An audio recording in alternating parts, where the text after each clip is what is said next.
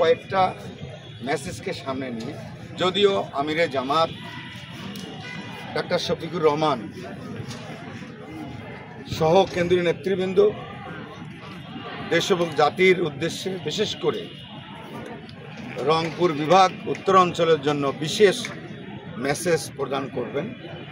তদুপরি আমি যতটুকু জানি 24-এর গণ অভ্যুত্থানে শহীদ আবু সাঈদের খুনিদের ফ্যাসিস্টদের বিচার, প্রয়োজনীয় সংস্কার, আগামী নির্বাচনে লেভেল প্লেইং ফিল্ড তৈরি, আমাদের প্রাণের দাবি তিস্তা মহাপরিকল্পনা বাস্তবায়ন, ইনসাফ এবং ন্যায়ের একটি বাংলাদেশ গড়ার দাবিতে প্রত্যয় নিয়ে আগামীকালের জনসভা।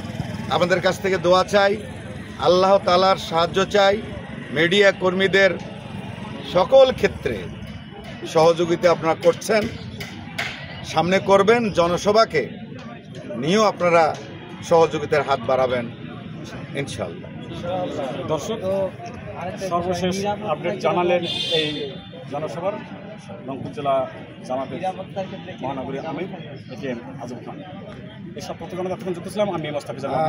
আপনি আর একটা প্রশ্ন করেছেন, নিরাপত্তা দেওয়ার মালিক তো আল্লাহ, তবে যেহেতু বর্তমান সরকারের আমলে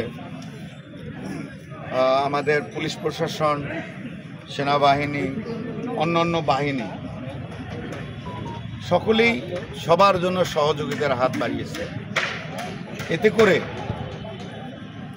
আমাদের প্রশাসনের পক্ষ থেকে সহযোগিতার আশ্বাস আমরা পেয়েছি এবং আমাদের পক্ষ থেকে আমরা যাতে জনগণ দুর্ভোগে না পড়ে, জনগণ দুর্ভোগে পড়বে তখনই যখন লাখো লাখো জনতার স্রোত জেলা স্কুলের মাটির দিকে আসবে, তখন কিছুটা বিঘ্ন ঘটবে। গতকালের সাংবাদিক সম্মেলনের মাধ্যমে আমি আগেই রংপুরবাসী, রংপুর মহানগরের জনগণের কাছ থেকে আমি ক্ষমা চেয়ে নিয়েছি যে এই জনসভার জন্য কিছুটা চলতে ফিরতে বিঘ্ন ঘটবে।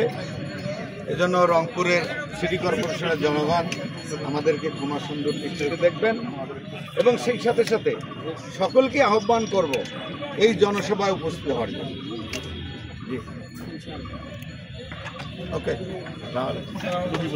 এমপি সাহেব আজকে দেখলাম মনে হয়